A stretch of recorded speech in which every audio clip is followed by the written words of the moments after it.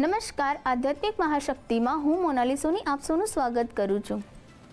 આજે જોયું હશે કે દરેક વ્યક્તિને પોતાનું પ્રિય પાત્ર મળવામાં ખૂબ જ તકલીફ થઈ રહી હોય, ક્યાંક ને ક્યાંક લગ્ન જીવન તેમનું સુખરૂપ ન ચાલી રહ્યું હોય, અથવા તો લગ્નમાં વારંવાર રૂકાવટો આવ્યા કરે છે। કોઈ પણ રીતે તેમને કશું પણ ઉપાય કરવાથી તેમને યોગ્ય ફળ પ્રાપ્ત નથી થતું। ત્યારે આજે આપણે જાણી રહ્યા છીએ કે શા કારણે લગ્નમાં રૂકાવટો આવે છે, લગ્નમાં અડચણ ઉત્પન્ન થાય છે અને સાથે સાથે શું કરવાથી તે અડચણોને દૂર કરી શકીએ છીએ।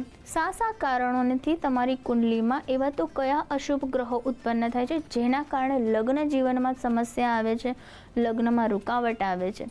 ત્યારે આપણે કુંડળી જોઈએ છે ત્યારે આપણા કુંડળીનું જે 7મું ઘર જે છે તેને આપણા લગ્ન સંબંધ માટે જોવામાં આવે છે અને આ 7મું ઘર તમારો જીવનસાથી કેવો હશે, તમારા જીવનસાથી તમને ક્યારે મળશે વગેરે જેવી બાબતોને સૂચવે છે। સાથે સાથે તમારા જીવનમાં આગળ જતાં કેટલું સુખ તમને પ્રાપ્ત થશે, તમારું લગ્ન જીવન કેટલું ટકશે, સંબંધોમાં કેટલી મધુરતા રહેશે, તે દરેક વસ્તુને કુંડળીના 7મા ભાવથી જોવામાં આવે છે। જ્યારે કુંડળીના 7મા ભાવમાં કોઈ પણ રીતે કોઈ અશુભ ગ્રહ બિરાજમાન હોય તો ચોક્કસથી તમને દાંપત્ય જીવન સંબંધિત સમસ્યાનો સામનો કરવો પડે છે અને સાથે સાથે લગ્નમાં રૂકાવટ પણ આવે છે। એવું કહેવાય છે કે જ્યારે કુંડળી આપણે જોતા હોય છે ત્યારે મુખ્યત્વે જો આપણે 2 શુભ ગ્રહની વાત કરીએ, ગુરુ અને શુક્ર જો તમારી કુંડલીમાં સારા ભાવમાં સારા સ્થાન ઉપર બિરાજમાન હોય તો તમને લગ્નમાં રૂકાવટ નથી આવતી, યોગ્ય સમયે તમને યોગ્ય પાત્ર મળે છે અને તેની સાથે તમારા લગ્ન થાય છે અને તમારા લગ્નમાં પણ આજીવન પ્રેમ અને મીઠાશ રહે છે। તો તે રીતે આપણે જોઈએ તો જે સ્ત્રી છે તેને શુક્ર તરીકે જોવામાં આવે છે અને જે પુરુષ છે તેને ગુરુ તરીકે જોવામાં આવે છે। જ્યારે પણ કોઈ પણ સ્ત્રીને જો લગ્ન ન થઈ રહ્યા હોય, લગ્નમાં કોઈક ને કોઈક રૂકાવટ કે અડચણ આવી રહી હોય ત્યારે ચોક્કસથી તે સ્ત્રીની કુંડલીમાં ગુરુ ગ્રહની સ્થિતિ જોવામાં આવે છે અને સાથે સાથે જ્યારે કોઈ પુરુષને કોઈ સારી કન્યા નથી મળતી, તેના લગ્નમાં રૂકાવટો આવે છે કે લગ્ન સંબંધિત કોઈ સમસ્યા તેને નડે છે ત્યારે તે વ્યક્તિની કુંડલીમાં શુક્ર ગ્રહની સ્થિતિ પણ જોવામાં આવે છે। પરંતુ સાથે સાથે કુંડલીમાં કેટલાક અશુભ ગ્રહ પણ જોવામાં આવે છે। અશુભ ગ્રહની ચાલ, દ્રષ્ટિ અથવા તો તમારા જે કુંડલીનો જે ભાવ છે તેમાં જો બિરાજમાન થઈ જાય અને જો તે નકારાત્મક અસર કરતા હોય તો પણ વ્યક્તિને લગ્ન સંબંધિત સમસ્યાનો સામનો કરવો પડે છે। મુખ્યત્વે જ્યારે આપણે જોઈએ છે ત્યારે વ્યક્તિની કુંડલીમાં જો 7મા ઘરમાં મંગળ, સૂર્ય કે પછી શનિ બિરાજમાન થઈ જાય તો પણ વ્યક્તિના લગ્ન જીવનને લગતી સમસ્યાનો સામનો કરવો પડે છે। ત્યારે કહી શકાય કે શા કારણે શનિ વ્યક્તિને હેરાન કરી શકે લગ્ન જીવન માટે, તો કહી શકાય કે જ્યારે વ્યક્તિની કુંડલીમાં 7મા ઘરમાં શનિ બિરાજમાન હોય તો તેના લગ્ન ખૂબ જ મોડા થાય છે, તેના લગ્ન થતાં અટકી જાય છે અને તેને વિલંબ થાય છે તેના લગ્ન કરવામાં। શનિ જ્યારે 7મા ઘરમાં બિરાજમાન હોય ત્યારે વ્યક્તિને પોતાના પતિ અથવા પત્નીથી તેને દૂર રહેવું પડે છે, અલગ થઈ જવાના સંકેતો પણ ઉદ્ભવે છે।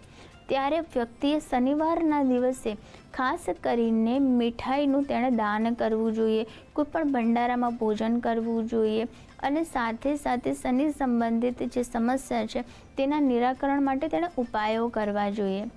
તેવી જ રીતે જ્યારે આપણે કહી શકીએ કે મંગળ જ્યારે વ્યક્તિની કુંડલીમાં હોય અને વ્યક્તિને મંગળ અશુભ પ્રભાવ આપી રહ્યો છે અથવા તો મંગળ 7મા સ્થાન ઉપર બિરાજમાન છે, પહેલા, ચોથા કે 12મા સ્થાન ઉપર બિરાજમાન છે ત્યારે પણ કહી શકાય કે વ્યક્તિને કોઈક રૂપે મંગળ સંબંધિત સમસ્યાનો સામનો કરવો પડે છે। તે વ્યક્તિ ખૂબ જ સરળતાથી પોતાનું પાત્ર જે છે તેને પસંદ નથી કરી શકતી અને વારંવાર તે પોતે આવેલા જે પણ તેના લગ્નના માંગા હોય છે કે જે પણ વ્યક્તિ તેની સાથે લગ્ન કરવા માટે આવ્યું હોય છે તેને તે રિજેક્ટ કરી દે છે અને વારંવાર તેની સાથે આવું થયા કરે છે અને ખૂબ જ એક એવો સમય વીતી ગયા છતાં પણ તેના લગ્ન નથી થતા।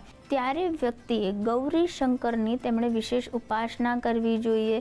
ત્યારે સાથે સાથે તેમણે ચામુંડા સ્ત્રોતનો પાઠ કરવો જોઈએ અને માતા પાર્વતીજીને મંગળવારના દિવસે નવશૃંગાર ભેટ અર્પણ કરવી જોઈએ, કારણ કે જે મંગળ જે છે તે કાર્તિકેય ભગવાનને દેખવામાં આવે છે।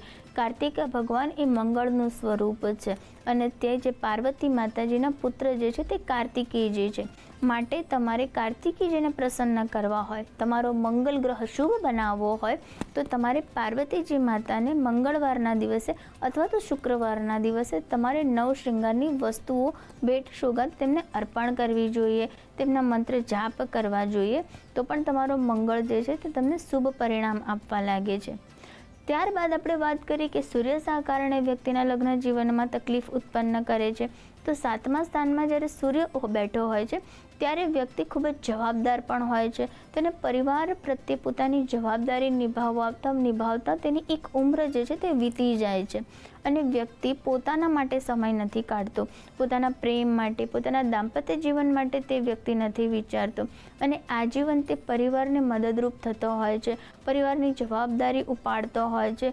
ખૂબ જ જવાબદારીના બોજા હેઠળ પણ જો કોઈ વ્યક્તિ પોતાનું જીવન ગુજારી દે છે ત્યારે પણ કહી શકાય કે આ વ્યક્તિની કુંડલીમાં સૂર્યપ્રભાવને કારણે આ વ્યક્તિના લગ્ન નથી થયા અથવા તો તેમાં રૂકાવટ આવી છે.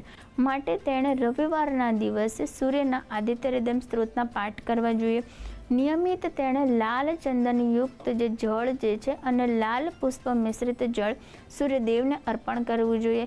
સૂર્ય મંત્રના જાપ કરે છે તો પણ તેની કુંડળીમાં જે સૂર્ય જે છે તે શુભ ફળ આપવા લાગે છે. સાથે સાથે જો તમારી કુંડળીમાં તમે જ્યોતિષ શાસ્ત્ર અનુસાર સલાહ લઈ લીધી છે, ઉપાયો કરી લીધા છે, છતાં પણ તમારા લગ્ન નથી થતા, તો તમારે ગુરુવારના દિવસે ભગવાન શ્રી હરિ વિષ્ણુને તમારે 11 હળદરની ગાંઠ એક સૂતરના દોરામાં પરોવીને તેમને તે અર્પણ કરવી જોઈએ. જો આ રીતે તમે દર ગુરુવારે વિષ્ણુ ભગવાનને હળદરની ગાંઠ અર્પણ કરો છો તો પણ ખૂબ જ ઝડપથી તમારા લગ્ન યોગ બનવાના સંકેતો ઉદ્ભવે છે. સાથે સાથે શુક્રવારના દિવસે અને રવિવારના દિવસે વ્યક્તિએ દહીંથી સ્નાન કરવું જોઈએ, તો પણ તેના લગ્ન જે છે તે ખૂબ જ ઝડપથી થાય છે, કારણ કે તેનો શુક્ર જે છે તે ઉચ્ચનો બનવા લાગે છે અને તેના જીવનમાં પણ કોઈ પ્રિય પાત્રની એન્ટ્રી થઈ જાય છે. દરેક ઉપાયો કરવા છતાં પણ તમને લાભ પ્રાપ્ત ન થતો હોય તો તમારે જે ગાય જે છે તેને તમારે બાફેલી ચણાની દાળમાં થોડી હળદર મિશ્રિત અને થોડો ગોળ મિશ્રિત કરીને ગાયને નિયમિત તમે ખવડાવો છો તો પણ શુક્ર સંબંધિત અને ગુરુ સંબંધિત જે પણ સમસ્યા છે તે દૂર થાય છે અને તમારા જીવનમાં પણ એક સારું પાત્ર આવે છે અને તમારા લગ્નના યોગ બને છે. જ્યારે પણ વ્યક્તિના લગ્ન ન થઈ રહ્યા હોય, લગ્નમાં વારંવાર રૂકાવટો આવતી હોય, ત્યારે તે વ્યક્તિએ 2 મુખી એટલે કે ગૌરી શંકર રુદ્રાક્ષ ધારણ કરવો જોઈએ. ગૌરી શંકર રુદ્રાક્ષ ધારણ કરવાથી પણ વ્યક્તિના લગ્નના યોગ જે છે ખૂબ જ ઝડપથી સર્જવા લાગે છે, વ્યક્તિને ખૂબ જ સારું પાત્ર મળે છે અને લગ્ન સંબંધિત તેની ચિંતા અને જે પણ તેની મુસીબતો છે તે દૂર થાય છે. આ રીતે જે લોકોના લગ્નમાં રૂકાવટો આવી રહી હોય તો પોતાની કુંડળીનું પરામર્શ કર્યા બાદ ઉપાયો કરવાથી પણ ચોક્કસથી તેમને સફળતા મળશે. નમસ્કાર.